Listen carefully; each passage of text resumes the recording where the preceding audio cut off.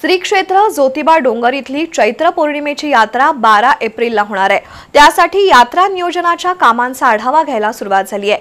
प्रांताधिकारी समीर शिंगटे यांच्या मार्गदर्शनाखाली यात्रा नियोजनाच्या कामांची आढावा बैठक ज्योतिबा डोंगरावर घेण्यात आली। ज्योतिबा चैत्र यात्रेसाठी महाराष्ट्र, कर्नाटक, गुजरात, आंध्र प्रदेश राज्यातून लाखो भाविक डोंगरावर येतात।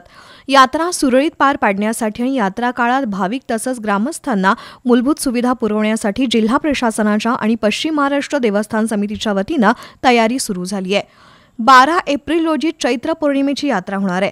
त्यासाठी नियोजनाच्या कामांचा आढावा घेण्यासाठी प्रांताधिकारी समीर शिंगटे यांच्या अध्यक्षतेखाली ज्योतिबा इथं जिल्हा प्रशासनाच्या सर्व विभाग प्रमुखांची पहिली आढावा बैठक घेण्यात आली।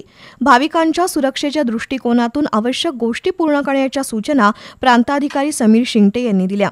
बैठकीला पन्हाळ्याच्या तहसीलदार माधवी शिंदे, पश्चिम महाराष्ट्र देवस्थान समितीचे सचिव शिवराज नायकवडी, कोडोली पोलीस ठाण्याचे नामदेव दांडगे, ज्योतिबा मंदिराचे व्यवस्थापक धैर्यशील तिवले आणि ग्रामस्थ उपस्थित होते।